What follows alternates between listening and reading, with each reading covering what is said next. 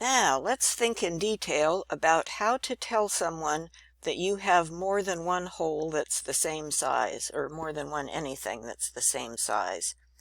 This is ASME telling us that we must tell the reader how many of a thing we have, and we do that with the number and a capital X, and there's no space in there. So if you have two of them, you write 2x with no space. Then you do put a space before the actual dimension. So this thing right here, 2 times space diameter 1/2, is telling them there are 2 holes that are that size. And notice where the spaces are and where the spaces are not.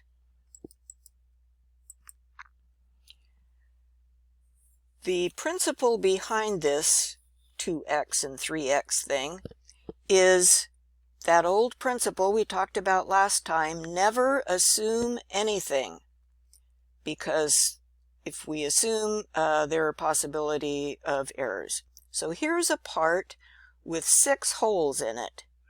They look the same size. What if you just wrote diameter 8.8 and you didn't say 3 times? Well, how many holes are 8.8? They look like they're all the same size. Maybe they are. What if you did not have this 8.6 down here and you just had the 8.8? Are all 6 of them 8.8?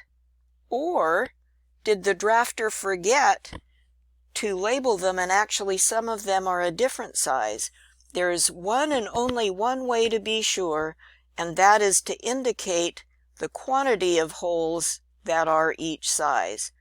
Even if, I should have put an example in here. Even if you have a block with 2 holes in it, you still have to say 2 times diameter whatever it is, even if it looks like, hey, there are only 2 holes and they look the same. We cannot assume they're the same. We must tell the reader how many are that size. Sorry, I said that in kind of a confusing way. Now, about using the letter X. There are 2 different places where you use the letter X. Sometimes you put a space on each side and you mean by. Like in this top drawing, this leader says this is a chamfer, this is a cutoff corner. It is 1/8 by 45 degrees. So there's a space on each side.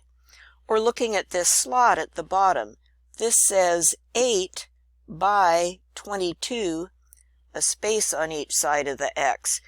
8 by 22 is the size of this slot, and this is telling the person in the shop what size of punch to pick up out of their parts room. They'll go get a punch, they'll look for an 8 by 22 size, and they'll punch this slot. So spaces on each side of that X, but over here on the end, 2 times radius. This is telling the reader this is a radius, this is a half a circle, and there are 2 of them, so no space there.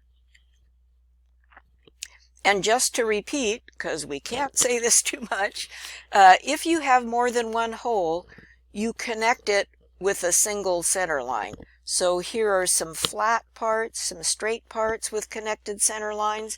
Here's a circular part with a connected center line. Now, how do we do this in AutoCAD? First, I'll just show you these slides in PowerPoint, and then we'll go look in AutoCAD. So we'll get the diameter command, and it's talking to you down here. So it says, click on a circle. Okay, click on a circle, and it will put a dimension up here. And then it tells you to specify location. But before you do that, don't click a location yet. Notice that one of the options is M text, and you can either click on that word in the command line or you can type M for M text, and that will open The MText editor, see how the toolbar, or how the ribbon changes across the top? Now you're in the text editor. And now your leader line temporarily goes away. The text that AutoCAD is supplying automatically, that associative dimension, has a highlighted background. But if you type out in front of it, that will be your text. And that's where you write 2 times or 7 times or whatever it is.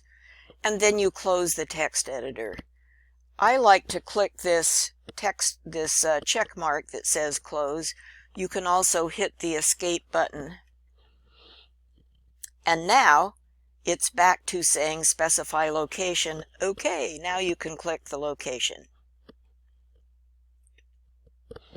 This is the part that we are going to draw and dimension for today's assignment. And I suggest, because it has circles and partial circles, radii, I suggest you wait until after we talk about radii next week before you turn in your drawing. But you can certainly draw the part and begin dimensioning it if you want to. I would just hold off on finishing it. Now, this particular part is in 2 decimal places. The dimension is in 2 decimal places. And the instructions say change your decimal precision. So let's go look at that, how to do that. Here's the part. And let me pull this up just so we can, oops, sorry. Here's that part. So we can see that part again, what it looks like in isometric view. Make this a little smaller. Isometric view. And here is the way the 3 views will look in your drawing. So isometric view, drawing. All right, sorry for being squirrely. Here's our drawing. Now let's see, how can we set our precision to 2 decimal places? Because if I put a dimension on here now, what am I going to get? I'm going to get 3 decimal places. And this is one of the dimensions we'll put on here. So let's go change it to 2 decimal places. We'll go to the Annotate tab and over to the Dimensions panel and get the arrow there for dimension style. And let's modify. Primary units. Remember that from last time? So there are different tabs across the top, of course, blah, blah, blah. We're going to units, primary units. And normally our drawing is set for 3 decimal places. Let's click that drop down and select the one that has only 2 decimal places after the decimal point. And we'll tell it OK and close. And now, if I dimension, hello, now if I dimension, I have 2 decimal places, so yay. All right, now let's look at how to add that X, that 2 times thing, in your dimension. So let's say I want to dimension this hole, and notice that hole goes through 2 different ears. Both those ears have that hole going through them. So I would like to make that a 2 times.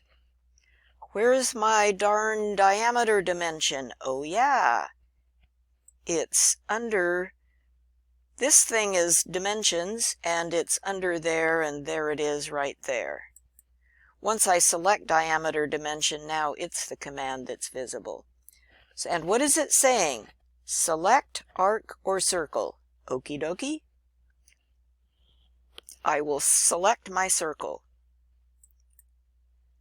And now my diameter dimension is attached to my cursor, and it is saying specify location. If I get carried away, I go, oh boy, I'm going to click. If I click right now, dang, So now I've dropped it down there and I'm out of the command. I could go back and edit this if I want to by double clicking. Now my text editor is open and now I can edit, but look what happens. If I just start typing over the highlighted text, my text that I'm typing replaces the highlighted thing. And now I've got to figure out how in the world am I going to get to the beginning. And what I did was I hit the home button on my keyboard. Now there's my 2x and close. So that's one way. If I forget and have to edit my dimension text, I'll just double click on the text and it will open up. Okie dokie. Let me erase that and let me look at what we have in our PowerPoint as a suggestion. I'll get my diameter dimension command again, starting over. Select arc or circle. Okay. Select my circle. Click. So now my dimension is attached to my circle. By the way, before I keep going, notice that AutoCAD automatically points that leader toward the center of the circle. See that? Anywho, what I wanted to do was come down here and get this M text option. So I could just click that word, or I could notice that M is the letter that's capitalized and highlighted in a slightly different color. So I could also just type M, enter, either one. Click on it or type M. And the text editor opens. Open. Now my text is way down here. So here's my text editor is open. And now it's a little easier. It doesn't have my associative text highlighted. 2x space, and I'll leave AutoCAD's dimension there. Close text editor. And at first I go, oh no, where is it? I still have a dimension attached to my cursor. It was just way far away because I was typing over here. But there it is, still attached to the cursor. And what is AutoCAD saying? Specify dimension line location. Okay, I will. There it is. Now, next time we'll look at radii. I could, if I wanted to, I could get cool and go radius dimension and click on this nose out here and type M for M text and go 2 times space right here. Notice how its leader line is pointing toward the center of the arc. So I could do that if I wanted to. All right. More on radii next time.